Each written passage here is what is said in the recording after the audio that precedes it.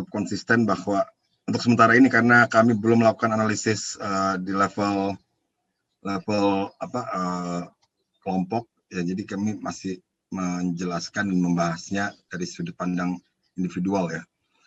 Jadi kalau kita lihat memang kita banyak studi tentang bagaimana kita mengatasi rendahnya resiliensi, bagaimana meningkatkan resiliensi.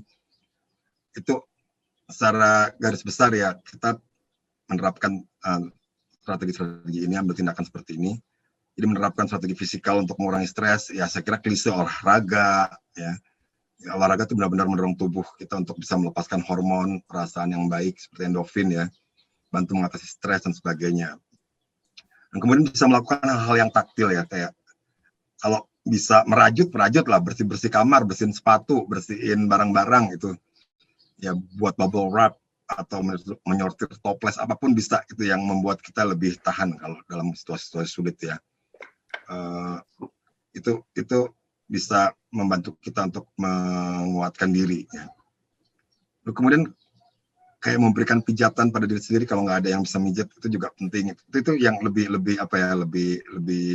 fisikal dan praktis. Lakukan aktivitas yang mengarahkan otak supaya lebih tenang, teratur ya. Kasih tugas pada diri sendiri seperti mengatur sepatu atau mengerjakan teka-teki ya. Jadi otak tuh jangan sampai terlalu kemana-mana sehingga menguras sumber energi mental ya. Jadi difokuskan lebih tenang. Kalau perlu menari gitu ya, mandi, ya, merajut, memasak, buat kue kalau yang suka ya, lakukan peregangan, relaksasi. Ya.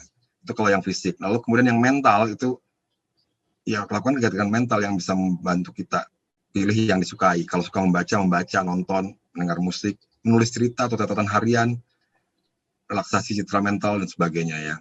Nah kemudian yang penting saling mendukung juga antara teman sebaya. Tadi saya sempat singgung, mungkin kalau di individual itu tidak terlalu kuat, tapi begitu berinteraksi, ternyata interaksi itu menghasilkan kekuatan. Jadi otot-ototnya atau daya-dayanya itu ada di interaksi, bukan di individu perorangan, tapi ada di interaksinya.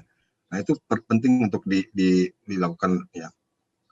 Ini menjaga kesehatan mental dan ketahanan dalam menghadapi masa-masa yang menantang ya dan seterusnya.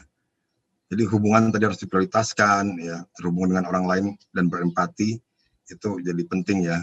Kita bisa mengingatkan kepada kita bahwa kita tidak sendirian di tengah kesulitan.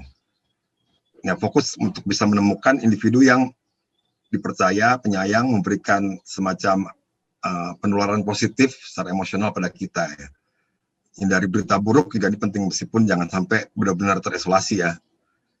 Lalu menempatkan peristiwa-peristiwa yang tidak menyenangkan atau menantang itu sebagai satu bagian dari kehidupan. Kayak kalau kita mau ujian SMP ke SMA, SMA ke kuliah atau lulus S1, itu kan sebenarnya tantangan, tekanan, sulit ya.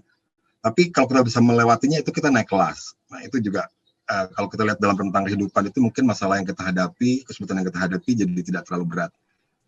Saya kira tidur itu penting ya. Jadi harus dilakukan ya, prioritaskan tidur. Olahraga tadi udah disebutkan juga, meditasi bisa bantu. Optimisme dan realistis itu jadi penting juga. Ya orang yang optimis itu biasanya menunjukkan tingkat ketahanan yang lebih tinggi, resiliensi lebih tinggi dalam situasi menantang. Ya.